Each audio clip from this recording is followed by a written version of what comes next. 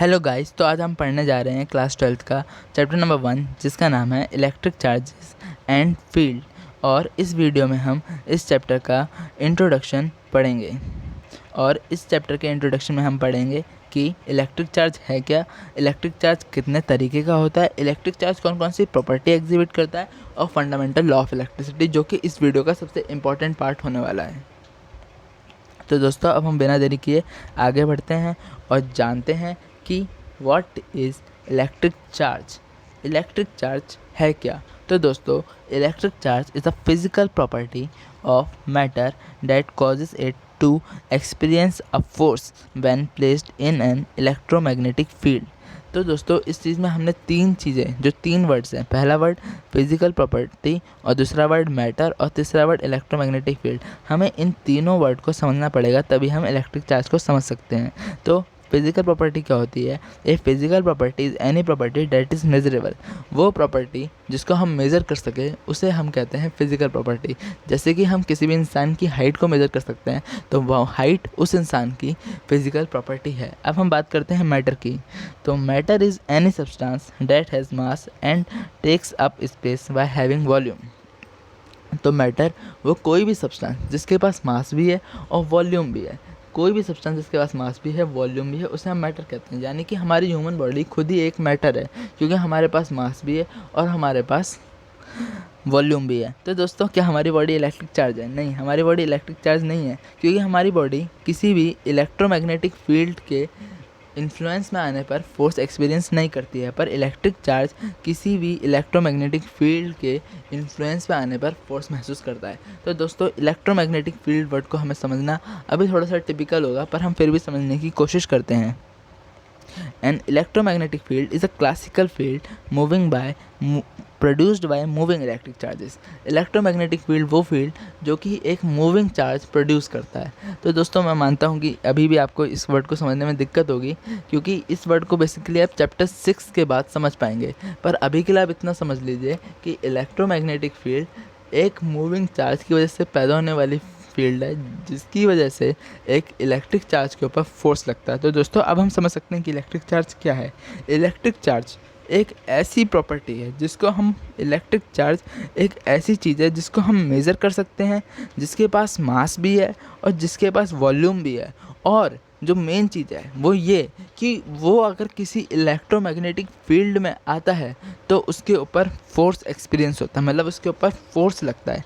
तो दोस्तों, अब हम आगे बढ़ते हैं और आगे हम पढ़ेंगे types of the electric charge, यानी कि इलेक्ट्रिक चार्ज कितने तरीके का होता है। तो दोस्तों, there are 2 types of electric charge. Number 1 positive charge, number 2 negative charge. यानी कि 2 तरीके का इलेक्ट्रिक चार्ज होता है, पहला पॉजिटिव चार्ज और दूसरा नेगेटिव चार्ज। अब दोस्तों, हम पढ़ेंगे properties of the electric charges. Number 1 quantization of charge और नंबर 2 कंजर्वेशन ऑफ चार्ज। दोस्तों, जो इलेक्ट्रिक चार्जेस की प्रॉपर्टी है, ये बहुत ही इंपॉर्टेंट टॉपिक है और इससे बोर्ड में कई बार क्वेश्चन आया है शॉर्ट आंसर टाइप में, तो इसको आप अच्छे से समझने की कोशिश करिएगा। तो अब हम अपनी पहली property quantisation of electric charge के बारे में पढ़ेंगे। Charge of an system is an integral multiple of the basic electric charge on an electron और प्रोटॉन, और Q is equals to N, where E is equals to 1.6 into 10⁻⁻19 coulomb and N is an integer। यानी कि दोस्तों, quantization of charge का मतलब ये होता है कि जो चार्ज है वो किसी इंटीग्रल मल्टीपल होगा बेसिक चार्ज एक इलेक्ट्रॉन के बेसिक चार्ज का इंटीग्रल मल्टीपल का ही चार्ज किसी भी बॉडी के ऊपर प्रेजेंट होगा।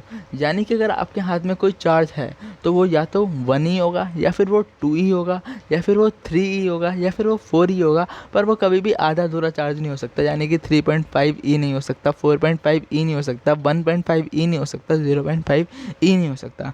ऐसा क्वांटाइजेशन ऑफ चार्ज की प्रॉपर्टी बोलती है, और ये बिल्कुल सही है, क्योंकि कोई भी मैटर आधा अधूरा एग्जिस्ट कैसे कर सकता है। हमारी बॉडी क्या आधी अधूरी एग्जिस्ट कर सकती है? क्या आपकी बॉडी का खाली लेफ्ट पार्ट एग्जिस्ट कर सकता है? क्या आपकी बॉडी का खाली राइट पार्ट एग्जिस्ट कर सकता सकता है? नहीं कर सकता। उसी तरीके से चार्ज भी पूरा का पूरा ही एग्जिस्ट करता है, आधा अधूरा एग्जिस्ट नहीं करता है। यानी कि अगर किसी बॉडी के ऊपर चार्ज प्रेजेंट है तो या तो वो 1 ही प्रेजेंट होगा या फिर 2 ही प्रेजेंट होगा। ई क्या है? ई है चार्ज की एक स्टैंडर्ड वैल्यू जो कि इलेक्ट्रॉन के ऊपर प्रेजेंट होती है और जिसकी वैल्यू है 1.6 × 10⁻⁻19 कूलम। कूलम ऐसा यूनिट होती है इलेक्ट्रिक चार्ज की।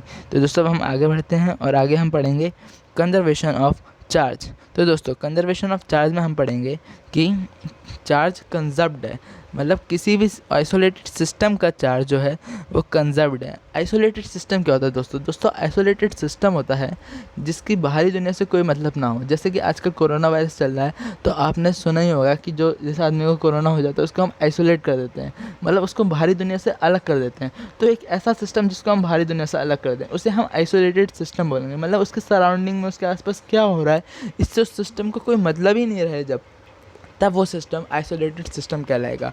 और उसके अंदर जो चार्ज है वो कंजर्व्ड होगा। और it is possible to create or destroy the charged particle, but it is not possible to create or destroy the net charge, that is charge can neither be created nor be destroyed। ये तो possible है दोस्तों कि आपके अगर hand पे positive charge है तो आप अपने हैंड को डिस्ट्रॉय कर सकते हो, पर जो आपके हैंड के ऊपर पॉजिटिव चार्ज प्रेजेंट था आप उसको नहीं डिस्ट्रॉय कर सकते हो, क्योंकि जो चार्ज है उसको ना तो हम क्रिएट कर सकते हैं ना तो हम डिस्ट्रॉय कर सकते हैं। वो जितना है वो उतना ही रहेगा। हाँ, हम उसको एक बॉडी से दूसरी बॉडी में ट्रांसफ़र कर सकते हैं, मतलब हम अपने हाथ से किसी और इंसान के हाथ पे या किसी और इंसान के मुंह पे या अपने ही दूसरे हाथ पे ट्रांसफ़र तो कर सकते हैं। मतलब हम अपने हाथ से पॉजिटिव चार्ज निकाल के अपने दूसरे हाथ में पॉजिटिव चार्ज ला सकते हैं, पर उसको हम डिस्ट्रॉय नहीं कर सकते। और जैसा कि हमने अभी देखा ही कि आइसोलेटेड सिस्टम के अंदर चार्ज कंजर्व्ड है, मतलब कि ना तो वो अपने चार्ज को कहीं और ट्रांसफ़र करता है या फिर कहीं और से ट्रांसफ़र करके अपने पास लेता है। तो नेट एक्सचेंज ऑफ चार्ज मतलब अदला बदली चार्ज की सिस्टम की सराउंडिंग के साथ ज़ीरो होती है आइसोलेटेड सिस्टम में, क्योंकि जितना चार्ज उसके पास इनिशियल होता है उतना ही चार्ज उसके पास फाइनल होता है। तो दोस्तों अब हम बहुत ही एक इम्पॉर्टेंट टॉपिक पढ़ने जा रहे हैं, एक बहुत ही इंपॉर्टेंट लॉ पढ़ने जा रहे हैं जो है फंडामेंटल लॉ ऑफ इलेक्ट्रिसिटी। दोस्तों बहुत ही इंपॉर्टेंट लॉ है, इससे कई बार क्वेश्चन आया है और आगे का पूरा chapter electric field and charges को समझने के लिए ये लॉ समझना बहुत ही ज़रूरी है। इसका बहुत ही ज़्यादा यूज़ होने वाला है आगे के चैप्टर में। तो दोस्तों ये लॉ क्या कहता है? ये लॉ कहता है दोस्तों opposite charges attract each other and the same charges repel each other.